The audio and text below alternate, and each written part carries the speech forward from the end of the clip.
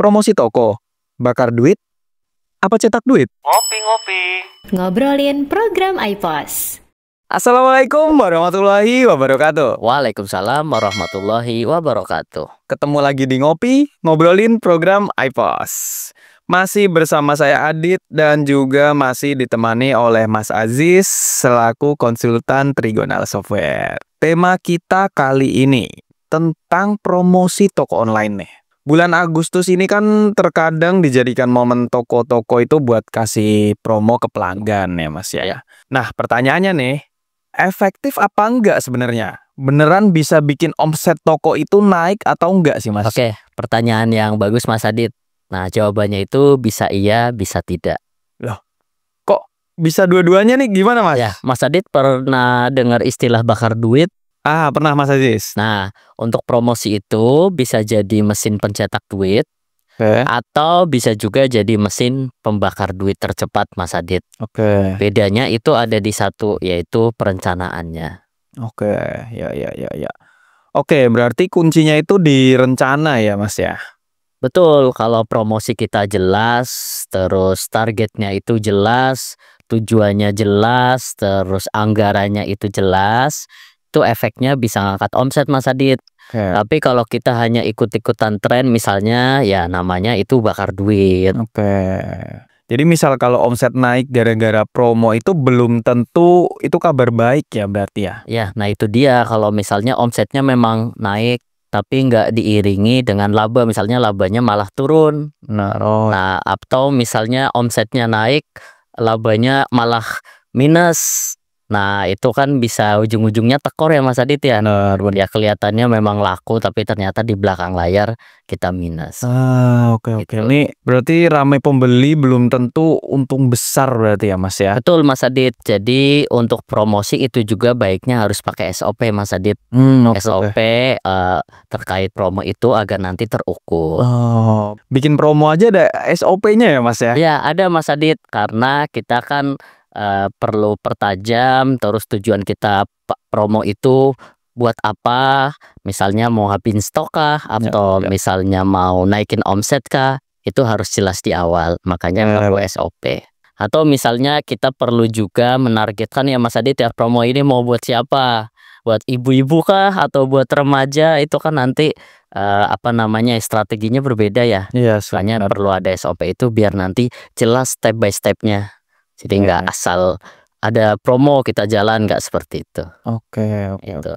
Jadi nggak cukup nentuin diskon 8% karena ini HUT RI ke-80 gitu, nggak gitu ya Mas ya berarti? Iya, nggak gitu caranya Mas Adit. Kalau seperti itu pelanggan yang merdeka, toko bisa merana. Aduh. Sebelum kita masuk ke bahasan SOP, mungkin kita bisa ngopi dulu nih kayak. Oke Mas Adit, terima kasih. Silahkan. Oke, kita lanjut Mas Aziz.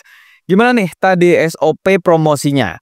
Oke, seperti biasa kita ada contoh SOP-nya ya Mas Adit ya. Boleh banget. Ditampilkan di layar sebuah biasa.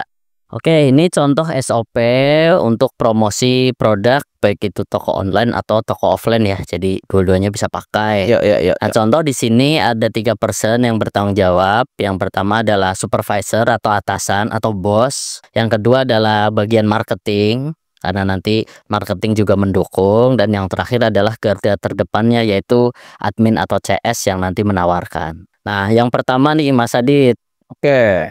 Biasanya promo itu setelah atasan itu cek laporan. Misalnya pas ngecek laporan ternyata stoknya kok kebanyakan, atau misalnya omsetnya kok dikit, atau labanya kok kurang dan sebagainya. Biasanya awalnya dari situ. Setelah itu baru atasan atau supervisor itu menentukan tujuan promosinya. Nah, ini mulai di sini adalah proses perencanaannya Mas Adit. Oke. Jadi harus tahu dulu tuh tujuannya buat apa, buat ngabisin stok kah, kemudian atau naikin omset kah, atau yang lain. Itu harus jelas di awal.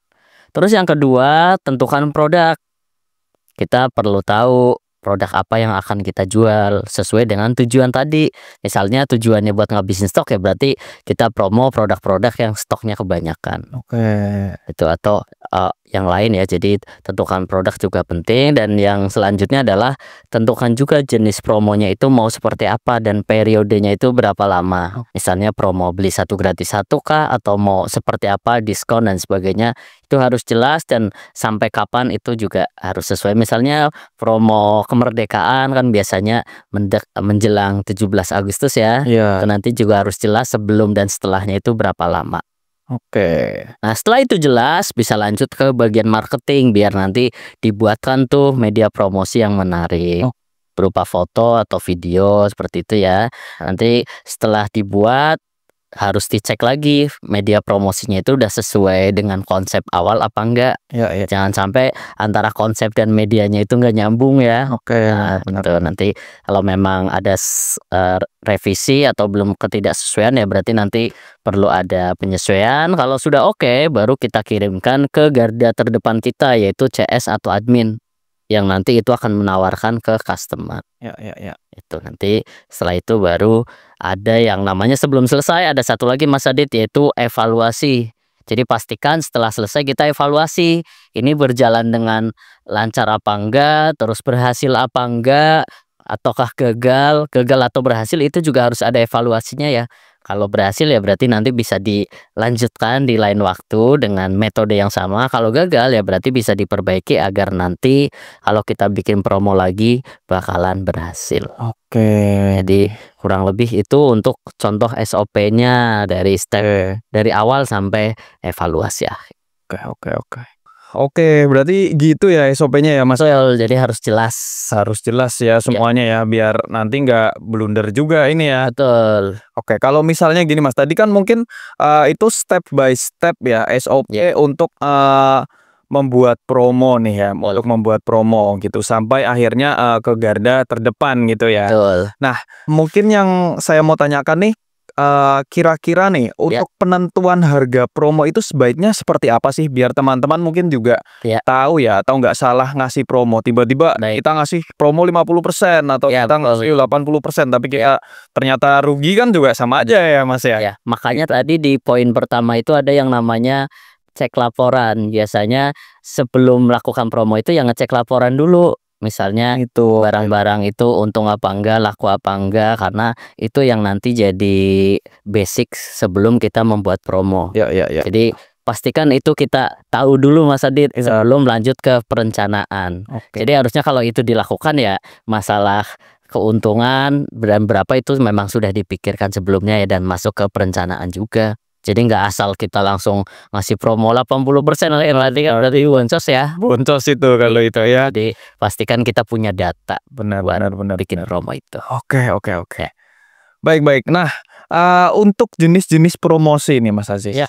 Itu yang seperti apa sih yang sebenarnya cocok buat toko online atau offline Mas? Ya, sebenarnya sih kalau promo itu banyak sekali ya Mas Adit ya di luaran sana, tapi yang paling populer itu ada 3 Mas Adit. Oh iya. Yang pertama itu adalah paket bundling. Jadi misalnya contoh ada satu produk laku, satu produk kurang laku. Nah itu bisa kita gabungin.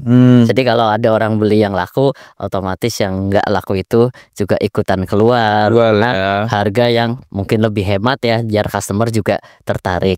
Sehingga nanti otomatis itu juga akan meningkatkan nilai transaksi dan margin kita juga harusnya ikut naik. Oke. Itu ya. Jadi yang pertama bundling. Terus yang kedua adalah promo bersyarat. Misalnya beli 2 gratis 1 Mas Adit. Nah itu juga bisa meningkatkan penjualan ya. Misalnya biasanya orang beli 2, kalau kita kasih promo ini kan dia jadi beli 3 dan kelipatannya. Gitu. Cocok juga buat cuci gudang. Misalnya tadi contoh ya, barang yang nggak laku juga bisa kita pakai. Jadi setiap beli barang yang laku, barang yang nggak laku akan kita kasih potongan. Atau bisa gratis misalnya, itu juga bisa dipertimbangkan. Terus yang terakhir itu sistem promo pakai poin pelanggan. Sering kan kita ditawarin jadi member biar nanti dapat promo dan sebagainya ya. Cuma ini mainnya jangka panjang.